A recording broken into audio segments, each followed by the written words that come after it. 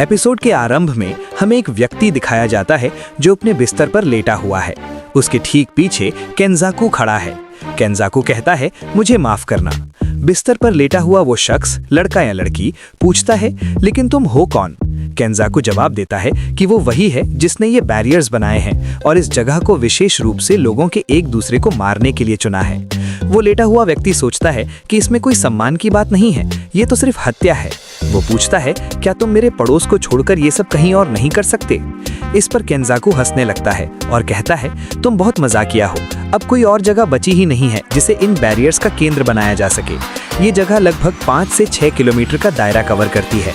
इन barriers को बनाने में मैंने बहुत दर्द और मेहनत झेली है, इसलिए मैं उन चीजों पर बिल्कुल ध्यान नहीं दे सकता जिनके कोई तर्क ना हो। केंजाकू आगे बताता है, जो लोग बैरियर बनने से पहले से ही यहाँ मौजूद थे, उनके पास ये अधिकार है कि वे एक बार इस जगह को छोड़कर बाहर जा सकते हैं। तो अगर तुम चाहो तो मैं तुम्हें बैरियर के बाहर भेज सकता हूँ। क्या तुम ये चाहते हो? वो व्यक्ति पूछता है, क्या ये कोई सपना है जो मैं देख रहा हूँ? केंजाकू जवाब देता है, नहीं, ये हकीकत और सपने के बीच की जगह है। ये एक कर्स है, श्राप। इसके बाद वो व्यक्ति केंजाकू की तरफ हाथ बढ़ाता है और केंजाकू उसे लेके जाने लगता है।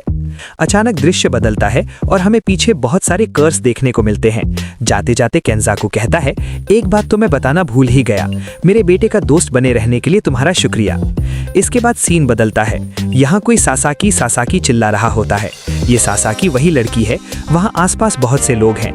एक लड़का सासाकी को देखकर कहता है, तुम्हें देखकर अच्छा लगा, कम से कम कोई तो ऐसा मिला जिसे मैं जानता हूँ। सासाकी पूछती है, हम लोग हैं कहाँ? वो लड़का बताता है कि वे शायद कोतोदाई या फिर हिरोसे स्ट्रीट के बीच में हैं। फिर वो लड़का सासाकी को एक चीज दिखाता है और पूछता है, इसे देखो, इसके बारे में तुम्हारा क्या ख्याल है? यहाँ हमें तारीख और समय बताया जाता है। 1 नवंबर, सेंदाई कॉलोनी, शाम की 6:02। सामने एक विशाल काला बैरियर दिखाई देता है। सासाकी पूछती है, क्या मैं उस सपने के बारे में बात कर सकती हूँ? बगल वाला लड़का कहता है, हम सभी ने वही सपना देखा है। एक लड़का था जिसके बाल लंबे थे और उसने अजीब कपड़े पहने थे, वही ना? सासाकी कहती है, हाँ वही। लेकिन क्या उसने तुमसे अपने बेटे के बारे में कुछ कहा? लड़का कहता है, नहीं, ये तो मैं पहली बार सुन रहा हूँ। तब सासाकी को अपने दोस्त इतादोरी यूजी की याद आती है। इसके बाद एपिसोड का टाइटल आता है, टोक्यो नंबर 1 कॉलोनी पार्ट 1, और फिर इंट्रो शुरू होता है। इंट्रो के बाद हम वापस वहीं पहुंचते हैं जहां पिछला एपिसोड खत्म हुआ था। हकारी इन लोगों की मदद करने के लिए मान गया है।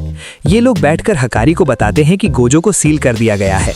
ये सुनकर हकारी हैरान हो जाता है, क्या गोजो सील हो गया? पांडा ये भी बताता है कि प्रिंसिपल यागा भी अब नहीं रहे। वहां मौजूद सभी लोग, खासकर यूजी इतादोरी, इस पर दुख जताते हैं। पांडा यूजी को समझाता है, तुम्हें चिंता करने या खुद को दोषी मानने की जरूरत नहीं है। वो शिबुया में नहीं मरे थे, उनकी लड़ाई हायर अप्स यानी उच्च अधिकारियों से हुई थी। इतादोरी कहता है, ये बात भी ठीक नहीं है। प्रिंसिपल की मौत का इतादोरी को गहरा अफसोस होता है, जिस पर पांडा उसका शुक्रिया अदा करता है। हकारी कहता है, चलो इन सब बातों के बाद तुम्हारे पास ज्यादा विकल्प नहीं बचे हैं। उनकी कुछ इधर उधर की बातें होती हैं, जिसके बाद हकारी कहता है, ठीक है, मैं इस कलिंग गेम को रोकने में तुम लोगों की मदद करूंगा। ये लोग खुश होते हैं, लेकिन हकारी साफ करता है, मैं ये हमदर्दी के कारण नहीं कर रहा हूँ, ये एक डील है, सौदा।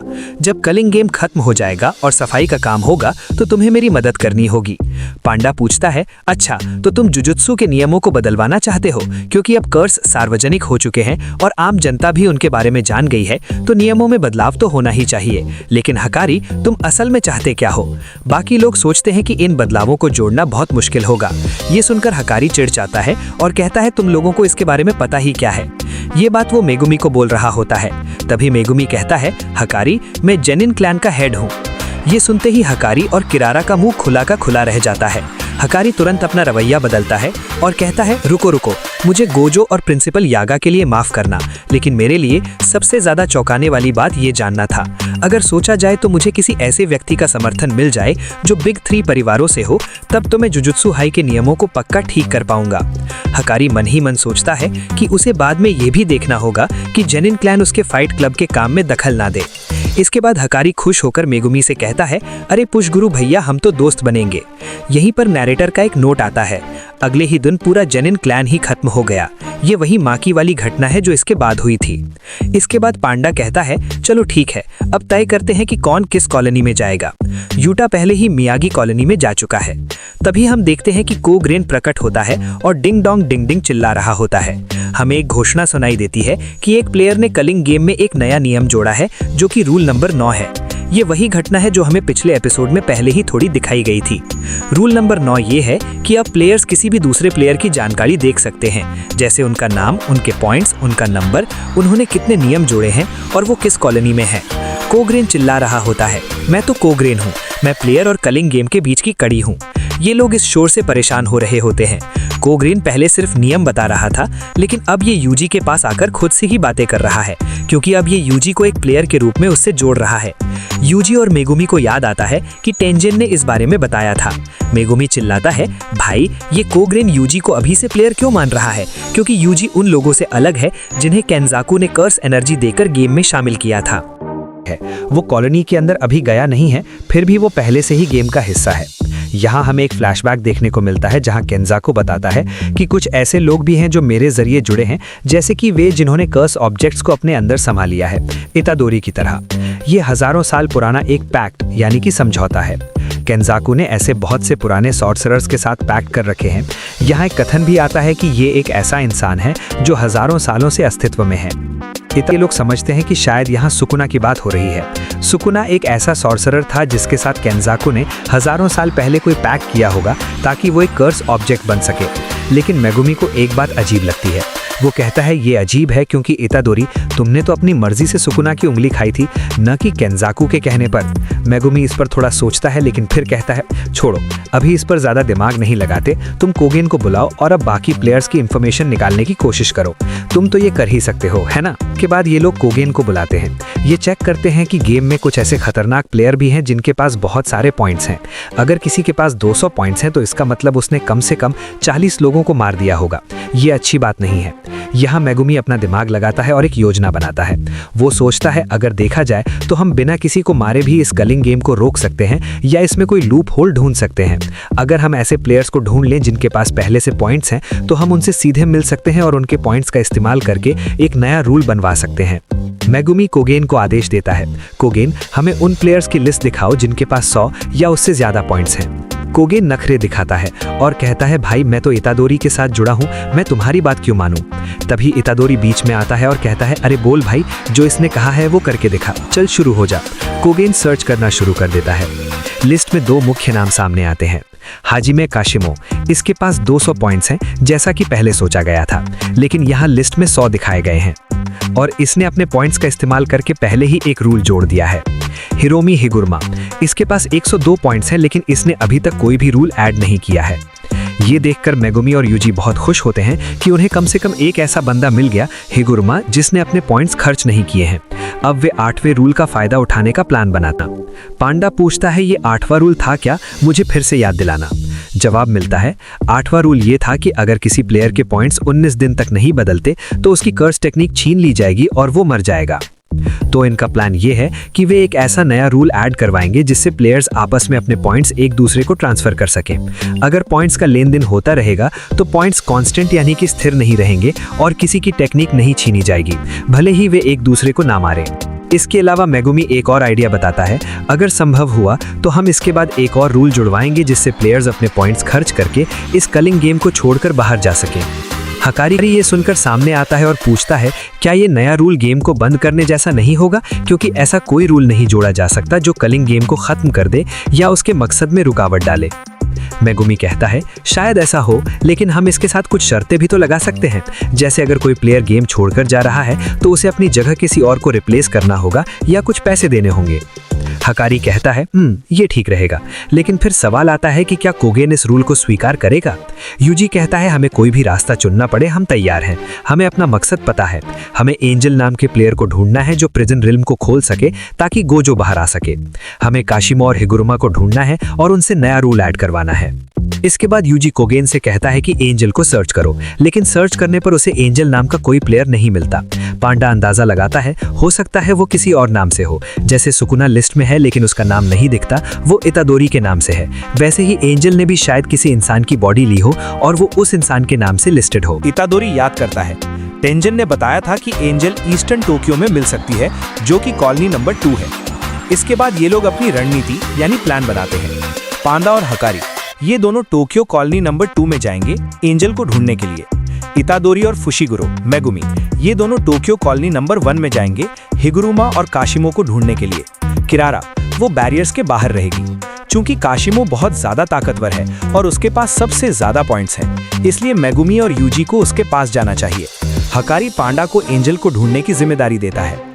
एक समस्या ये भी है कि बैरियर्स के अंदर फोन काम नहीं करेंगे, इसलिए उन्हें बाहर एक ऐसा व्यक्ति चाहिए, किरारा, जो उन्हें बाहरी दुनिया की खबरें दे सके।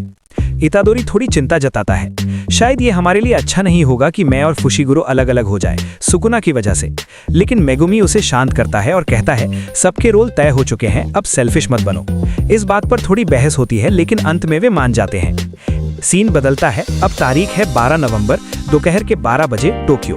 सुमिकी को गेम में एंटर करने के लिए अब सिर्फ 7 दिन और 12 घंटे बचे हैं। हमें एक विशाल बैरियर दिखाया जाता है जहां कोगेन चिल्ला रहा है, मैं कोगेन हूं। इस बैरियर के अंदर कलिंग गेम चल रहा है जहां प्लेयर्स एक दूसरे को मारने के लिए लड़ रहे हैं। अगर तुमने इसके अंदर कदम रखा तो तुम भी एक प्लेयर बन जाओगे। ये घोषणा इसलिए की जा रही है ताकि बाहर के लोग अंदर जाने से पहले सोच लें। कोगेन ये भी कहता है अगर तुम्हारा सच में मन है तो आ सकते हो। मेगुमी, यूजी, पांडा और हकारी अंदर जाने के लिए तैयार हैं। एक लड़का दिखाया जाता है जिसने जैकेट पहन रखी है और हाथ में वॉकी टॉकी है। उसका नाम अमाई यानी अमाय है। वो किसी का इंतजार कर रहा है। वो वॉकी टॉकी पर बताता है मुझे अभी तक कोई नहीं मिला। तभी वॉकी टॉकी पर दूसरी तरफ से एक लड़की उस पर चिल्लाने लगती है। अमाई डर जाता है क्योंकि वो लड़की बहुत गुस्से में है। उस लड़की का नाम हबा है। वो एक छत से कूदती है और अपने बालों को एक रॉकेट या प्रोपेलर में बदल लेती है और हवा में उड़ने लगती है। मेगुमी और यूजी बैरियर की तरफ बढ़ रहे हैं। मेगुमी चलते चलते यूजी को समझाता है हमें उन पुराने सॉर्सरर्स यानी रीइंकार्नेटेड सॉर्सरर्स से सावधान रहना होगा जो दोबारा जन्म लेकर आए हैं। उनकी जान की परवाह मत करना, चाहे वो 1000 साल पुराने हो या नए। सॉर्सरर्स के लिए लड़ना और मारना आम बात है। शायद केंजाकू ने उनके साथ कोई पैक्ट किया होगा। हिगुरुमा और काशिमो भी ऐसे ही पुराने सॉर्सरर्स हो सकते हैं, इसलिए उनके साथ बातचीत की कोशिश मत करना, समझे यूजी? यूजी पूछता है तो क्या हमें कर्स स्पिरिट्स भी मिलेंगी? मेगुमी कहता है हाँ, खासकर रात में वो ज्यादा आक्रामक होंगी, लेकिन कुछ ऐसे लोग भी हो सकते हैं जो सुमिकी की तरह जबरदस्ती अंदर लाए गए हों। उनसे हमें जानकारी मिल सकती है। इसके बाद मेगुमी बैरियर को खटखटाता है। कोगेन फिर बाहर आता है और वही चेतावनी देता है। यूजी, जो पहले से प्लेयर है, और मेगुमी दोनों अपनी सहमति देते हैं और बैरियर के अंदर कदम रखते हैं। जैसे ही यूजी अंदर घुसता है वो हवा में गिरने लगता है और देखता है कि मेगुमी उसके साथ नहीं है। यहाँ नैरेटर यानी सूत्रधार बताता है जब कोई प्लेयर कलिंग गेम के बैरियर में एंटर करता है तो वो रैंडमली यानी कहीं भी 9 अलग अलग लोकेशंस में से किसी एक पर टेलीपोर्ट हो जाता है। ये बैरियर का अपना नियम है, इसे गेम के जनरल रूल्स में नहीं लिखा गया था। यूजी अभी संभल भी नहीं पाया था कि अमाई सिग्नल देता है, तभी हबा आती है और यूजी पर हमला कर देती है। वो यूजी को उड़ा ले जाती है। हबा मन ही मन सोचती है ये लड़का काफी टफ है, कोई साधारण इंसान नहीं है और ये लड़ने के लिए तैयार भी है। यूजी शांति से सोचता है शायद मैं इस लड़की से हिगुरुमा के बारे में पूछ सकता हूँ और मुझे फुशिगुरो को भी तो ढूंढना है। तभी एक और बंदा आता है, अपना वॉकी टॉकी तोड़ देता है और चिल्लाता है तूने मेरी औरत यानी हबा के साथ क्या किया बे? यूजी समझ नहीं पाता कि क्या हो रहा है। तभी अमाई, जिसने यूजी को देखा था, पहचान जाता है और हैरान होकर कहता है अरे ये तो इतादोरी है। सीन कट होकर मेगुमी पर आता है। उसके सामने एक लड़की रेमी बैठी रो रही है। मेगुमी कहता है अरे तूने मुझ पर हमला किया और अब तू रो रही है। मेगुमी ने अपने शिकिगामी न्यू को ऊपर भेजा होता है ताकि वो आसपास का जायजा ले सके और यूजी को ढूंढ सके, लेकिन न्यू को कुछ नहीं मिलता। मेगुमी समझ जाता है कि ये कॉलोनी शिबुया से भी बड़ी है और वे एक दूसरे से 2 किलोमीटर तक दूर हो सकते हैं। मेगुमी उस रोती हुई लड़की से पूछता है क्या तुम हिगुरुमा नाम के किसी सॉर्सरर को जानती हो? लड़की अपने ही नाटक में मग्न होती है। तुम एक औरत को कैसे मार सकते हो? फिर वो अचानक कहती है अच्छा तुम उस हिगुरुमा की बात कर रहे हो जिसके पास 100 पॉइंट्स हैं। मेगुमी पूछता है हाँ, तुम उसे जानती हो, वो कहाँ है? लड़की अजीब मुंह बनाने लगती है। वापस यूजी पर। सीन फिर यूजी पर आता है। उस पर लगातार हमले हो रहे हैं। यूजी का सामना एक ऐसे बंदे हबा से होता है जिसके सिर पर हेलीकॉप्टर के पंखे लगे हुए हैं और वो उसी से यूजी पर लगातार हमले कर रहा है। यूजी बचना तो चाहता है और बात करने की कोशिश भी करता है, लेकिन जिस तरह से ये लोग हमला कर रहे हैं लगता नहीं कि उनका बात करने का कोई इरादा है। यूजी हमलों से बच रहा है, लेकिन वो हेलीकॉप्टर वाला बंदा कहीं ना कहीं से उड़कर उसके पास आ ही जाता है और उसे काटने की कोशिश करता है। चूंकि उसके सिर पर पंखे लगे हैं इसलिए बाहर खुले में लड़ना मुश्किल है।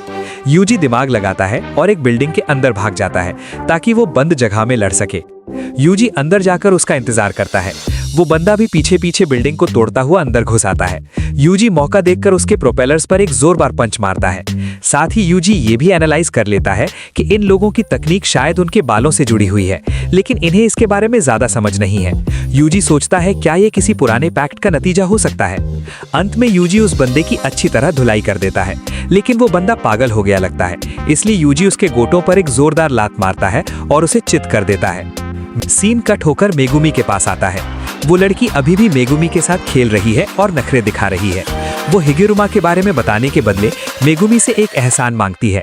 वो मेगुमी को रिझाने की कोशिश करती है और कहती है क्या तुम मेरे नाइट यानी रक्षक बनोगे।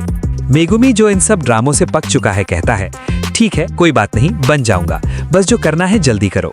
लड़की कहती है मेरे नाइट का काम मेरी जान बचाना है, उसे मेरी हिफाजत करनी होगी। मेगुमी शर्त रखता है हाँ मैं ये करूंगा, लेकिन तभी जब तुम मुझे सच बता रही हो। अमाई कात उधर यूजी उस बेहोश पड़े बंदे को उठाने की कोशिश कर रहा है। ओए उठ जा भाई, क्या तू हिगुरुमा को जानता है? तभी यूजी के पीछे से अमाई जैकेट वाला लड़का आता है और कहता है मैं जानता हूँ, मैं हिगुरुमा को जानता हूँ। मेगुमी उस लड़की को धमकी देता है अगर तुमने झूठ बोला तो तुम जानती हो ना तुम्हारे साथ क्या होगा। मैं इतादोरी जैसा नहीं हूँ, मुझे किसी के पास जाने की जरूरत नहीं है, मैं खुद भी 100 पॉइंट्स कमाने की हिम्मत रखता हूँ। लड़की के हाव भाव बदल जाते हैं। वो कहती है मुझे तुम करके मत बुलाओ, मेरा नाम रेमी है। उधर अमाई दूर से ही यूजी को हाय बोल रहा होता है।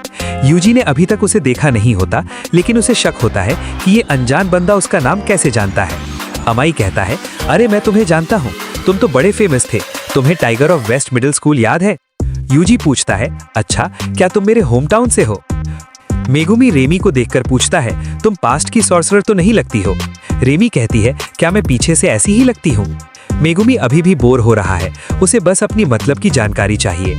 रेमी उसे बताती है जिनको बैरियर के अंदर लड़ना नहीं होता वो बाहर भी जा सकते हैं, लेकिन जो प्लेयर्स पहले से ही बैरियर के अंदर थे उन्हें 12 दिन के अंदर पार्टिसिपेट करना ही पड़ेगा। मैं ये सब इसलिए नहीं कर रही क्योंकि मुझे लड़ना पसंद है, शायद तुम अपने कारण ढूंढते ढूंढते मारे भी जाओ। 12 दिन बाद कौन बचेगा क्या होगा किसी को नहीं पता। मैंने बहुत सारे ऐसे लोगों को देखा है जिनके पास अच्छी खासी पावर्स हैं, इसलिए किसी को भी पास्ट या प्रेजेंट सॉर्सरर मानकर अलग अलग मत देखो। मेगुमी समझ जाता है कि पुराने समय के सॉर्सरर्स ने मॉडर्न सॉर्सरर्स को इस गेम में भाग लेने के लिए प्रभावित किया है।